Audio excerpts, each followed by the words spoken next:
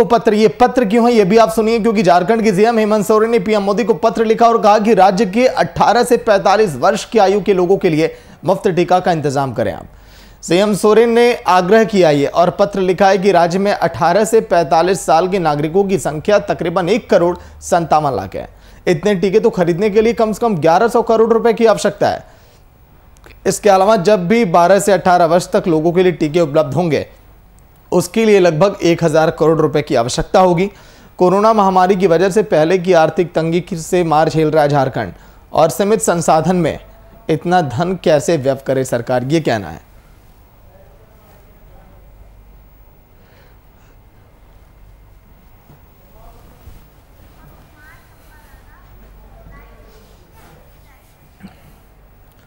रांची से संवाददाता शुभम कुमार लाइव जुड़ गए हैं पूरी जानकारी के साथ। शुभम, सीएम का पीएम को पत्र और राज्य के हित में पत्र है जो उन्होंने सोचा है कि आखिर कैसे वैक्सीनेशन होगा, कैसे लोगों को इस कोरोना से मुक्त कराया जाएगा पूरी तरह से।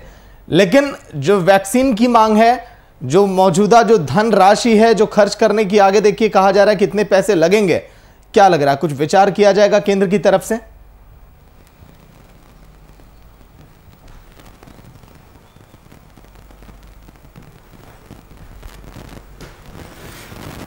बिल्कुल सागर, मुख्यमंत्री हेमंत सोरेन ने अपनी परेशानियों को केंद्र सरकार के सामने रखा है। कहीं ना कहीं राज्यवासियों की जिंदगी को बचाने के लिए मुख्यमंत्री हेमंत सोरेन ने प्रधानमंत्री नरेंद्र मोदी को पत्र लिखा और पत्र के माध्यम से मुख्यमंत्री हेमंत सोरेन ने वैक्सीन पॉलिसी पे बात की और वैक्सीन पॉलिसी के ऊपर ये पूरा पत्र को लिखा गया और प्रधानमंत्री को भेज दिया गया। दूसरी बात करें इसी कड़ी में तो जिस तरीका से इस वैक्सीन पॉलिसी में 4 बातों का मुख्य रूप से ध्यान दिया गया है, क्योंकि संघीय ढांचे में ऐसा पहली बार हुआ है कि जब राज्य सरकार को खुले मार्केट में छोड़ दिया गया है कि जो भी निर्माता है वैक्सीन के उनसे डायरेक्ट परचेस कर सकते हैं वैक्सीन। दूसरी बात करें सागर इसी कड़ी में तो जिस तरीका से मुख्यमंत्री हेमंत सोरेन लगातार कितनी बार मुख्यमंत्री ने प्रधानमंत्री को पत्र लिखा और पत्र के माध्यम से तमाम चीज़ों को मुहैया कराने का आग्रह किया है। तो उसी कड़ी में उन्होंने साफ तौर पे कहा कि अगर वैक्सीन कोई भी आपदा आती है देश में तो वैक्सीन केंद्र सरकार को मुफ्त में राज्य सरकार को मुहैया कराना चाहिए। इससे क्या होगा कि जिस तरीका से अगर वैक्सीन को केंद्र सरकार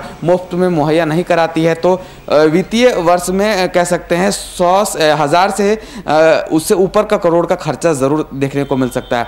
तीसरी बात करें इसी कड़ी में तो जिस तरीका से मुख्यमंत्री हेमंत सोरेन ने पत्र में साफ तौर पे अपने तर्क देते हुए कहा है कि जो मौजूदा स्थिति है झारखंड में कोरोना को लेकर के 18 वर्ष से ऊपर के लोगों को और 45 वर्ष से नीचे के लोगों को वैक्सीन केंद्र सरकार की तरफ से मुफ्त में दी जाए, तो कहीं ना कहीं मुख्यमंत्री हेमंत सोरेन ने अपने राज्यवासियों को जिंदगी को बचाने के लिए आज प्रधानमंत्री को पत्र लिखा है। जी लेकिन शुभम, क्या पत्र में केवल वैक्सीन को लेकर ही बातें की गई है? क्या वैक्सीन का जिक्र किया, पैसे को लेकर चर्चा किया सीएम सोरेन ने, कितने पैसे आखिर कहां से आएंगे, या फिर कुछ और भी बड़ी बातें रही पत्र के अंदर?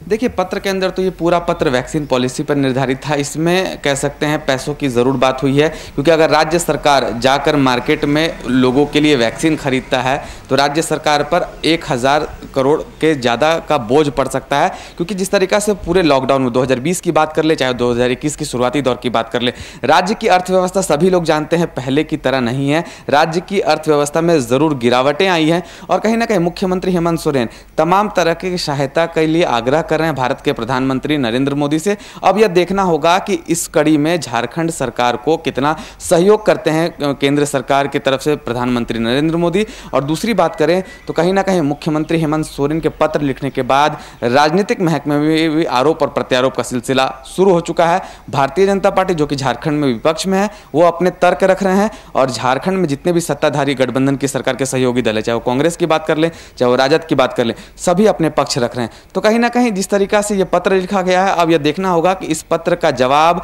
भारत के प्रधानमंत्री नरेंद्र मोदी किस स्वरूप में देते हैं। क्या झारखंड को मुफ्त में मिलेगा वैक्सीन? क्या 18 वर्ष से ऊपर के लोगों को वैक्सीन मुफ्त में केंद्र सरकार देने वाली है या नहीं? ये तमाम सवाल उत्पन्न हो रहे हैं सागर।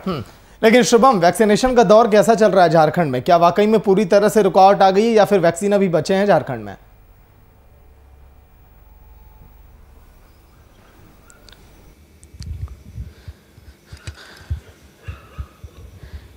देखिए, अगर सागर वैक्सीनेशन की बात करें तो टीकाकरण का जो पूरा प्रोसेस है वो झारखंड सरकार अपने दमखम पर जितना भी हो सके वो कर रहा है। लेकिन जिस तरीक़े से वैक्सीन की कमी अब देखने को मिल रही है, क्योंकि 18 वर्ष से ऊपर के लोगों को वैक्सीन देने में काफ़ी मशक्क़तों का सामना करना पड़ रहा है। हालांकि 10 लाख डोज 1 तारीख से मुहैया करा दिए गए हैं जून के महीने के लिए। अब यह देखना होगा कि सरकार किस पैटर्न और किस प्लानिंग के तहत लोगों तक टीकाकरण का लाभ पहुंचाने जा रही है। लेकिन वैक्सीन की कमी तो बखूबी खल रही है और यह देखना होगा कि केंद्र सरकार से अब कितनी वैक्सीन राज्य सरकार को मिलती है और राज्य सरकार कितना कह सकते हैं वैक्सीनेशन के जो प्रोसेस पर कितना काबिल उतरता है। और जिस तरीक़े से झारखंड में अब ग्रामीण क्षेत्रों में भी मोबाइल वैन के जरिए वैक्सीनेशन देने की प्रक्रिया के शुभारंभ भी बहुत जल्द देखने को मिल सकती है। जी चलिए, शुक्रिया शुभम पूरी जानकारी के लिए।